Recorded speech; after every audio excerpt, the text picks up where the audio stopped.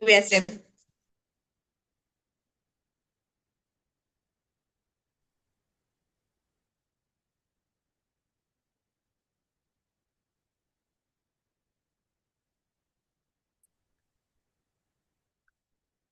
Bien, jóvenes, como les explicaba, esta técnica llamada de sifón, que significa que el crío precipitado se descongela, eh, o el plasma, mejor dicho, congelado, se descongela de forma lenta en un refrigerador y de esa manera se obtiene una especie de como cristales, una parte que no se llega a descongelar en el fondo de la bolsa va a quedar en la centrifugación y se obtienen 10 o 20 ml de plasma, que vendría a ser la parte del sobrenadante, que va a contener estas proteínas de la coagulación. Entonces se hace una congelación rápida después de haber obtenido la sangre del donante, se descongela de forma lenta y después se centrifuga y se separa el crío precipitado. Entonces, en la parte inferior, a partir de una centrifugación, se va a separar el plasma normal que se va a ir a la otra bolsa satélite y me voy a quedar en el fondo con el crío precipitado. Entonces, este factor 8 que está presente en el crío precipitado muchas veces se lo utiliza, por ejemplo, para pacientes que no sintetizan en su organismo este factor o en estos casos como ser las hemofilias. Si no se disponen de crioprecipitados, se puede utilizar factor 8 recombinante obtenido a partir de técnicas de tecnología, ¿no? De recombinante. O su actividad pues, se mantiene a menos 30 grados centígrados si es a partir del crioprecipitado y puede durar hasta un año así. Pero en el caso del que sea liofilizado, duraría más tiempo. La bolsa de crioprecipitado se descongela en un ambiente controlado de 37 grados centígrados y de esta manera, en realidad estas bolsas, como tienen muy poco volumen de 10 a 20 ml, entonces a temperatura ambiente muchas veces ya van descongelándose. Luego se puede entonces directamente transfundir al receptor. Antes de ser utilizado, esta disolución de precipitado debe facilitarse mediante una cuidadosa manipulación durante el proceso de descongelación. Con solo agarrarlo en nuestras manos, ya se va a ir descongelando el volumen tan pequeño que tiene en la bolsa. Por eso es muy importante el manipular y transportar manteniendo la temperatura constante de congelamiento o de frío. El concentrado de granulocitos o leucocitos que tienen granulaciones no es usado en nuestro medio y en algunos casos muy especiales se utiliza en otros lugares, pues estos granulocitos se utilizan para pacientes, ¿no? Que son inmunodeficientes y que no tienen suficientes granulocitos, porque tienen la función de fagocitosis, ¿no? Para bacterias. Entonces, pacientes inmunodeprimidos podría requerirse el uso de estos granulocitos, pero también a la misma vez tiene el defecto, ¿no? O la contraindicación de que estos leucocitos, uno, que pues estamos transmitiendo también antígenos, ¿no? Y tendría que haber una histocompatibilidad para la molécula HLA compatibilizarlos. Y aparte de eso también, estos leucocitos pueden ser inmunocompetentes y pueden más bien ocasionar una reacción contra las células del receptor. Entonces, tiene varios puntos en contra y es por lo cual no se lo utiliza de forma constante. Al haber una contaminación significativa por glóbulos rojos, hay que hacer compatibilidad para lo que es sistema de grupo sanguíneo y se debe conservar máximo durante 48 horas de 2 a 4 grados centígrados una vez obtenidos. Hasta ahí son los hemocomponentes, de aquí para adelante serían los hemoderivados, que serían desde un conjunto de varios plasmas que llegan a la industria, se hace una mezcla y se obtiene la parte proteica. Pueden ser albúmina, pueden ser factores de coagulación como el factor 8 o puede ser inmunoglobulinas. Entonces, hay que hacer una separación, que los hemocomponentes, ¿no? Serían los eritrocitos, las plaquetas, ¿no? Lo que son el plasma rico en plaquetas, de ahí obtener las plaquetas concentrados. A partir del plasma fresco congelado puedo obtener crioprecipitado, pero en cambio el plasma fresco congelado también podría mandarlo a la industria y así obtener albúmina, globulina o factores de coagulación. Entonces, normalmente se utiliza un tipo de fraccionamiento con alcohol, ¿no? Que después, una vez obtenido este componente proteico, se lo entrega de manera farmacéutica liofilizado, es decir, en seco. Entonces, tienen que reconstituirlo los que van a utilizar este tipo de componentes de la sangre y, por ejemplo, aquí vemos el factor 8 antihemofílico, entonces se puede obtener también de forma de tecnología recombinante y así evitarnos, ¿no?, todos los riesgos que conlleva usar la sangre humana como fuente de albúmina, como fuente de inmunoglobulinas o incluso de factores de coagulación.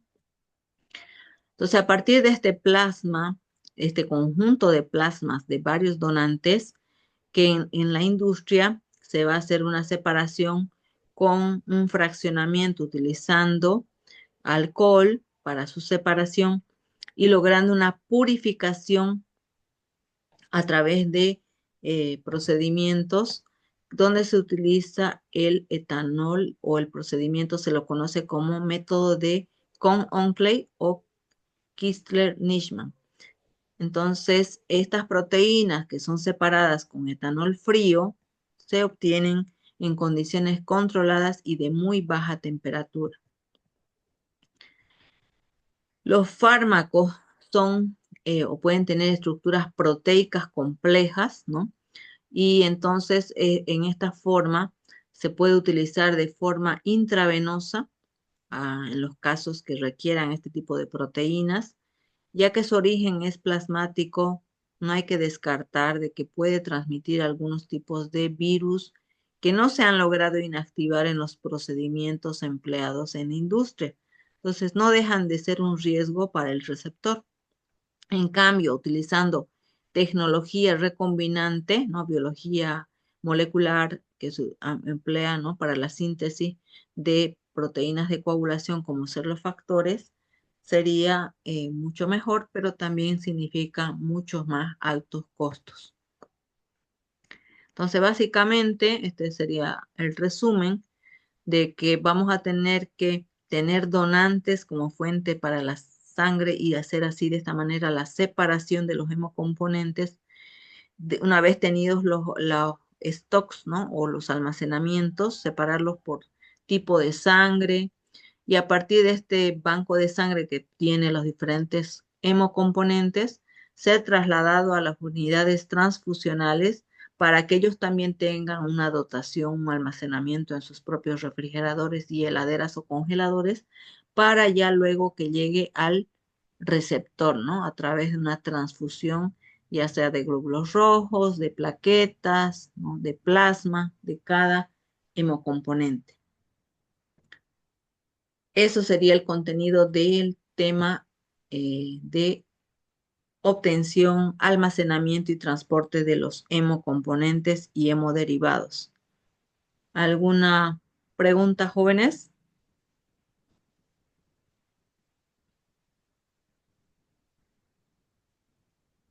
No, doctora.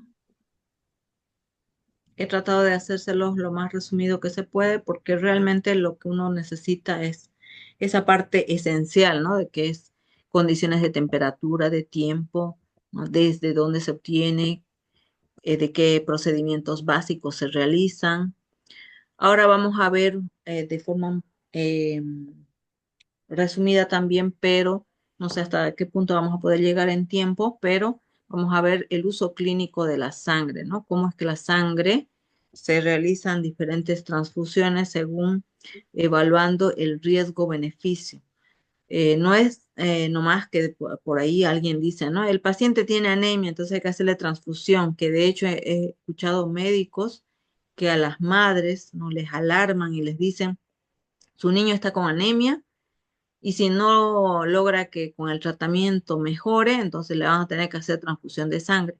Tenemos que tomar en cuenta el gran riesgo que representa realizar una transfusión de sangre, porque cuando estamos introduciendo sangre, no es solamente un beneficio, ¿no? Sino que podríamos estar introduciendo también posibles infecciones a través de esa sangre o incluso otro tipo de moléculas o sustancias químicas, ¿no? Desde un medicamento o puede ser moléculas antigénicas para ese receptor. Entonces, ¿para qué vamos a hacer una transfusión que no es necesaria realmente? Que de eso no depende su vida. Entonces, por eso es que debemos considerar una evaluación riesgo-beneficio. Entre los aspectos a tomar en cuenta entonces es que una transfusión debemos considerar como un trasplante de tejido que debería ser compatible, ¿no? De forma total, idealmente, que debe haber una necesidad real del paciente y que no existan alternativas farmacológicas. Por ejemplo, si el paciente tiene anemia, es un niño, está en crecimiento, probablemente usando hierro en forma de jarabe o alguna tableta, ¿no? Podemos mejorar su condición de producción de glóbulos rojos. Entonces, si hay una alternativa farmacológica, ¿para qué vamos a determinar una transfusión? Si lo que se puede hacer es recuperar su sangre, ese paciente o por su propia producción. En lo que es la administración del componente que se requiera, se debe seleccionar qué hemocomponente está realmente necesitando el receptor, ¿no? Si es, por ejemplo, por déficit de glóbulos rojos o es un déficit de proteínas de coagulación, qué es lo que realmente necesita el receptor. Entre las características que se tiene que evaluar en el que va a recibir la sangre es su edad, su estado cardiovascular, para que de eso depende de a qué velocidad vamos a realizar la transfusión. Antecedentes, si es mujer y tuvo embarazos, si ha recibido transfusiones anteriormente o incluso y si ya presentó reacciones post-transfusionales. Todo eso está como antecedente. ¿Por qué? Porque podría tener anticuerpos irregulares y eso complica la situación cuando recibe sangre, ¿no? De donantes, porque podría haber una reacción a ese componente que se le va a transfundir. Entonces, cuando hablamos de los componentes de la sangre que se pueden utilizar para receptores, pueden ser el concentrado de eritrocitos, concentrado de plaquetas, concentrado de leucocitos, plasma fresco congelado o crioprecipitado, es decir, cada uno de los hemocomponentes. Ya la sangre total se ha dejado de lado, ya no se utiliza como que yo saco a una persona como donante y le voy a introducir toda completa al receptor. Hoy en día la sangre total solo se utiliza para fuente de obtención de hemocomponentes. También hay que tomar en cuenta, ¿no? Las ventajas del uso de concentrado de eritrocitos comparando con la sangre total, que tiene mayores ventajas terapéuticas. No, no voy a expandir su volumen de sangre del receptor. Entonces me es mejor que yo pueda aumentar su hematocrito hemoglobina utilizando concentrado de glóbulos rojos. Inmunológicamente también no lo voy a exponer a tantos anticuerpos y antígenos. Y de forma económica, pues porque de un solo donante puedo obtener varios hemocomponentes y por lo tanto económicamente baja los costos, ¿no? De todo lo que es el uso de la bolsa, de todo lo que es la parte administrativa y manejo de la sangre total, separando en hemocomponentes. Entonces, económicamente también resulta beneficioso para los receptores.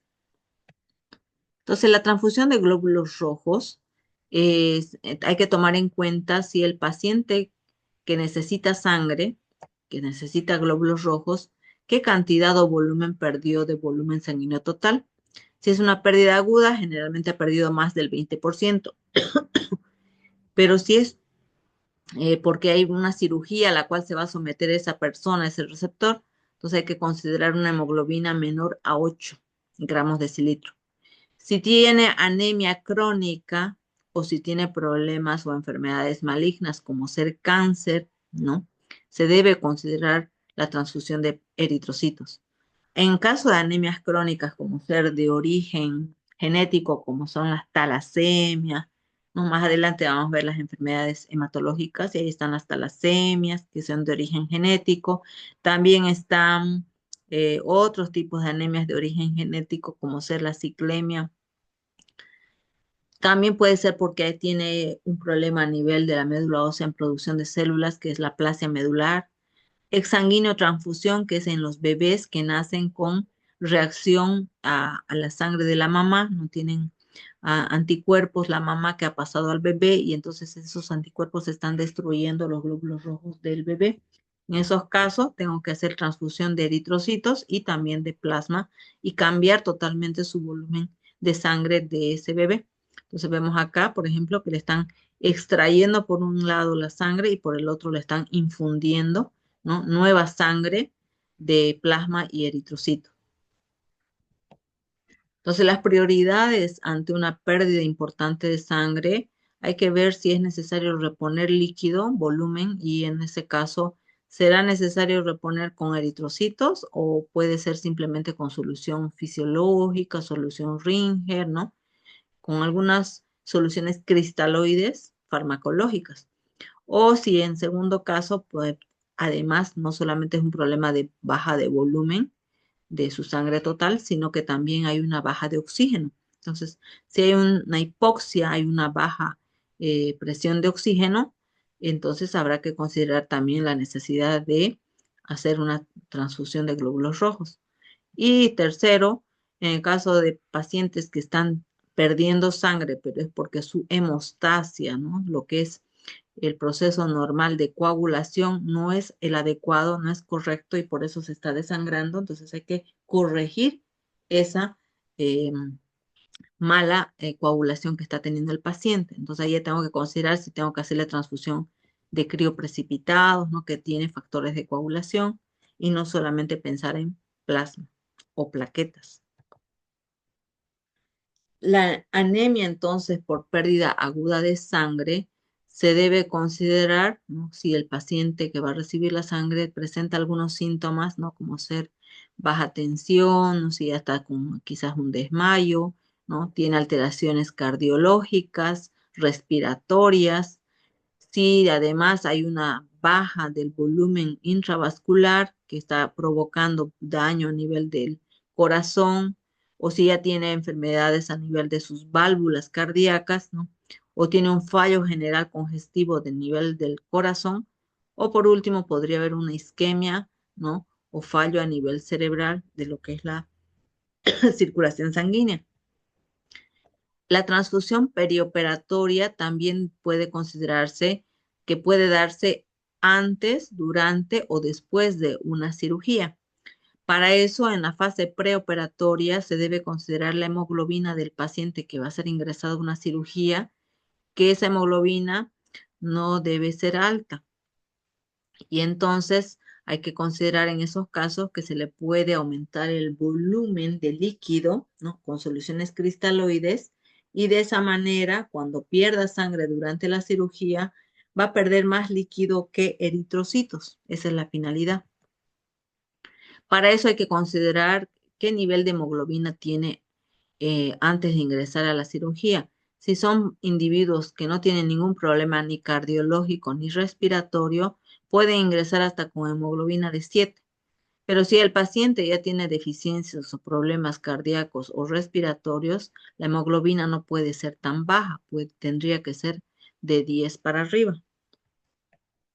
La concentración de hemoglobina entonces preoperatoria hay que tomar en cuenta que los pacientes, si tienen o no tienen una anemia descompensada, ¿no? Que significa que su organismo no está compensando, produciendo más glóbulos rojos y está padeciendo de anemia. En pacientes con enfermedad cardiorrespiratoria también debemos considerar la necesidad de transfusión de glóbulos rojos o cuando se calcula que durante la cirugía va a haber una pérdida mayor de 10 ml por kilogramo peso del paciente. Entonces, cuando hay volúmenes de sangre que se calcula que va a haber una pérdida abundante de sangre durante la cirugía, también se debe considerar esta concentración de hemoglobina con la que ingresa el paciente. La solicitud se debe tomar en cuenta las guías que cada hospital debería contar su propia guía de procedimiento quirúrgico, ¿no? Con qué nivel de hemoglobina van a ingresar para cada tipo de cirugía. Entonces, existen recomendaciones a nivel internacional, en este caso de la Organización Panamericana de la Salud, pero estas son guías de referencia. Cada hospital debe tener su propia guía de manejo para lo que es pacientes que ingresan a quirófano. En cambio, en pacientes con anemia crónica, eh, hay que tomar en cuenta si hay una compensación fisiológica, si su organismo está compensando y produciendo, por ejemplo, expandiendo su volumen de sanguíneo total y de esa manera se está hemodiluyendo y de esta forma también no se altera, ¿no? A nivel cardiovascular, su volemia no está siendo afectada. El paciente tolera cifras muy bajas de hemoglobina sin que haya una alteración cardiorrespiratoria. Uno a veces se queda sorprendido en el laboratorio porque llegan pacientes con niveles tan bajos de hematocrito hemoglobina, ¿no? Que hasta muchos dicen parece ya solo agua, ¿no? En su sangre.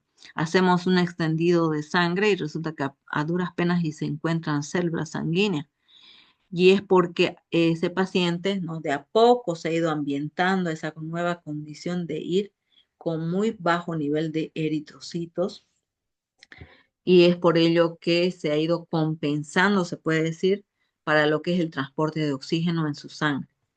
Entonces, por ejemplo, en esos pacientes aumenta su gasto cardíaco, ¿no? La frecuencia cardíaca.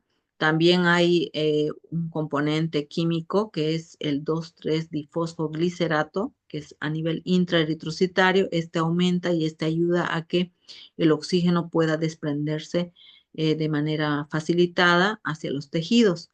La disminución de la resistencia vascular periférica también, como decíamos, se va hemodiluyendo y hay una disminución entonces de la viscosidad sanguínea. La sangre se hace más con más líquido que la parte de los glóbulos rojos o células sanguíneas. Entonces, para el manejo de estas anemias crónicas, se toma en cuenta que debe hacer una transfusión de forma lenta y usando sangre fenotipada para los otros sistemas de grupo sanguíneo, no solamente el ABO y RH, hay que tomar en cuenta los otros sistemas de grupo sanguíneo porque son pacientes que van a recibir de varios donantes y de manera constante en el tiempo. Disminuir los riesgos de aloinmunización por leucocitos o plaquetas, es decir, tratar de evitar que leucocitos y plaquetas no vayan junto con los glóbulos rojos. Los eritrocitos deberían ser pobres tanto en plasma como en leucocitos.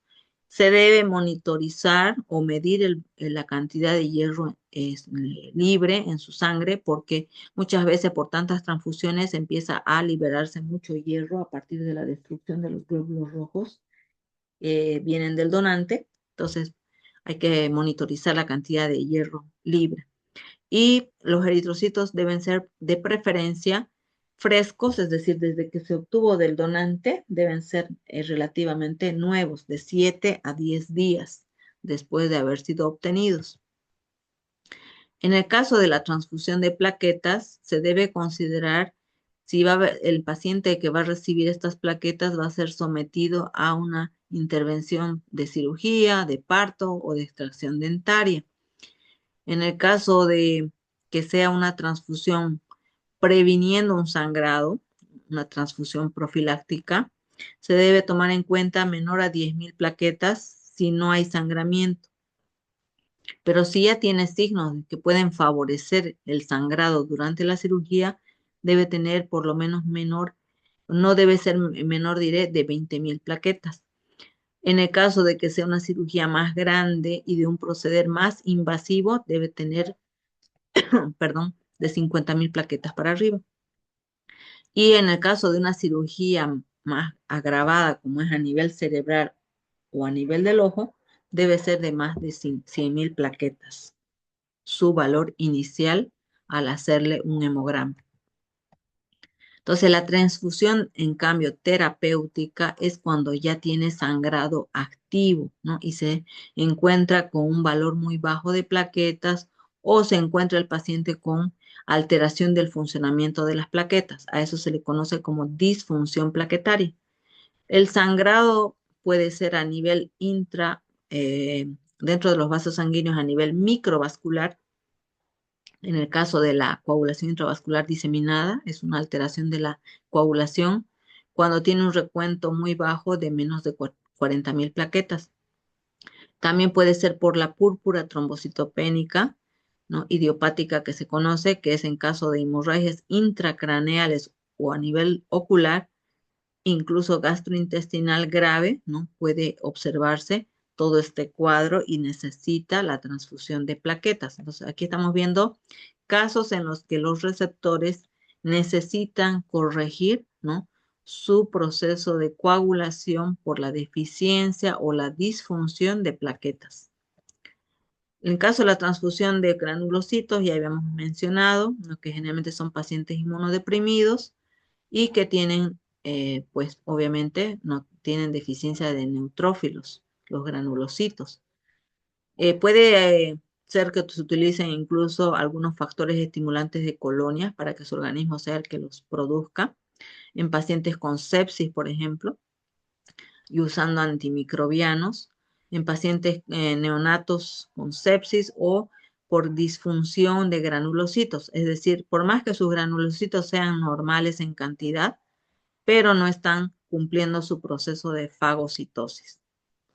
En el caso del plasma fresco congelado, tenemos a los glóbulos rojos tipo O, A, B y AB como receptor y tenemos a los donantes, ¿no? Que ya habíamos visto en la prueba cruzada menor, ¿no? Donde se utiliza plasma del donante y la sangre de eritrocitos del receptor.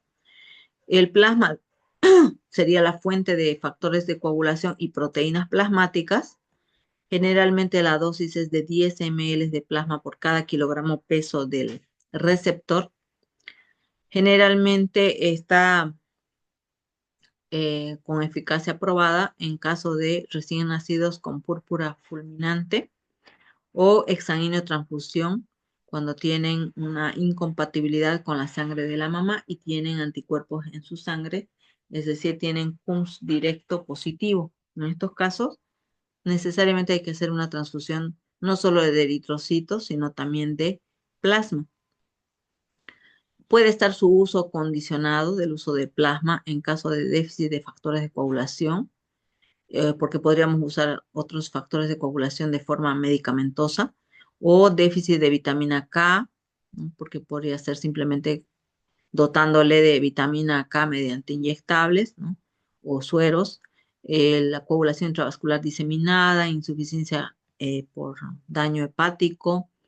En caso de transfusiones masivas, hay que considerar que puede llegar su sangre a estar con tanto volumen de plasma del donante que puede ser, ¿no? Que ese paciente ya no va a coagular adecuadamente su sangre. Entonces puede haber sangrados por transfusiones masivas, ¿no? De mucho plasma. Recambio plasmático en caso de trasplante hepático, en caso de cirugías cardíacas con circulación fuera del organismo, ¿no? Circulación extracorpórea y tratamientos trombolíticos, podría ser tomar en cuenta otras fuentes, ¿no? De proteínas de coagulación o de albúmina, según qué es lo que se requiere. Nunca se debe tomar en cuenta como fuente del el plasma como un expansor de volumen, ni para reconstituir al paciente, ni tampoco a lo que es como fuente de gamma globulinas, ¿no? Aunque en el caso del COVID, por ejemplo, no se dio uso del uso de las inmunoglobulinas. El riesgo-beneficio se debe considerar siempre en cualquiera de los hemocomponentes que al hacer la transfusión no solamente estoy ayudando al paciente o dándole un beneficio, también debo considerar que si hay otras opciones para hacer el tratamiento, debo considerar esas otras opciones, que sí signifique, ¿no? Un riesgo de vida que dependa de esa transfusión para recién realizar esa transfusión. En el caso de los crioprecipitados, tenemos en pacientes con hemofilia A, que es una deficiencia del factor 8, En el caso de hipo o afibrinogenemia, que no producen fibrinógeno, no tienen buenos niveles de esta proteína y que tienen además hemorragia por transfusión masiva, en caso de coagulación intravascular diseminada, enfermedad de von Willebrand, estaría indicado el uso de crioprecipitados. Ya otros componentes especiales, como ser los que habíamos visto en lo que es obtención de hemocomponentes, los eritrocitos desleucocitados, ¿no? Los componentes irradiados, los eritrocitos lavados, o los hemocomponentes libres de citomegalovirus, o los concentrados eritrocitos congelados, ¿no? Ellos ya se considera según cuál es la necesidad del receptor. En cambio, los hemoderivados, generalmente se puede obtener la facción proteica de el plasma, ¿no? Que va a lo que es la parte industrial para la separación con el etanol de con, y se obtiene esta parte proteica que generalmente tiene más albúmina y 17% de alfa, beta globulinas. Y en el caso de que estos productos, como son las gamma globulinas, hay que hacer una compatibilidad del sistema ABU. No solamente es suficiente con pensar que le estamos introduciendo el objetivo que son las gamma globulinas, porque también están acompañadas de los anticuerpos del sistema ABO, ¿no? Entonces hay que hacer una compatibilidad de grupos sanguíneos. Precauciones de hacer este tipo de uso de albúmina y facción proteica. No está justificado su uso como fuente de alimentación o nutrición, ¿no? En casos de hipoalbuminemia severa, cuando están muy bajos sus niveles de albúmina.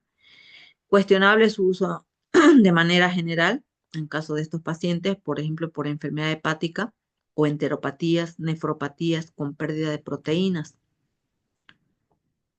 En esos casos, lo mejor es utilizar albúmina liofilizada, ¿no? Y obtenida mediante procesos industriales, pero no a partir de sangre. El factor 8, que también puede ser un producto liofilizado a partir de la separación con etanol de con desde los plasmas que van del banco de sangre, debe considerarse que no necesariamente están inactivados los virus y entonces pueden haber algunos virus como ser que tienen cubierta lipídica, que no se van a inactivar con los solventes orgánicos, ¿no? Entonces, estos virus podrían igual transmitirse a través de estos hemoderivados. En cambio, otros virus como ser la hepatitis A, el parvovirus 19, estos no se destruyen por estos procesos industriales. El factor 8, sus indicaciones están dadas por vía endovenosa, ¿no? El factor 8 que es ausente de manera congénita en pacientes con hemofilia necesitan de este factor o proteína.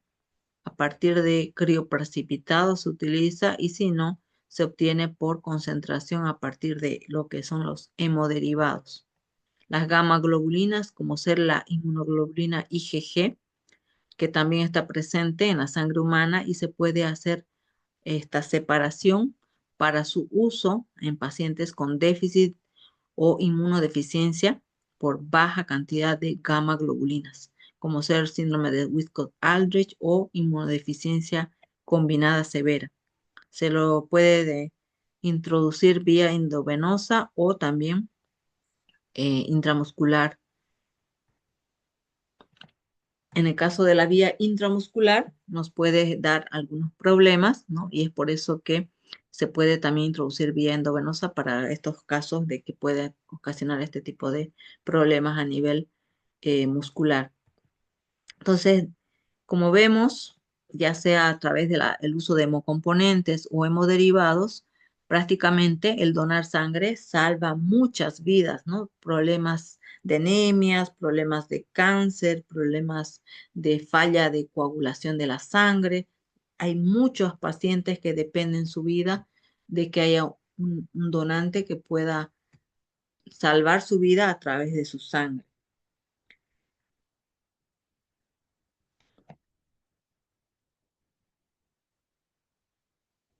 ¿Tienen alguna pregunta, jóvenes?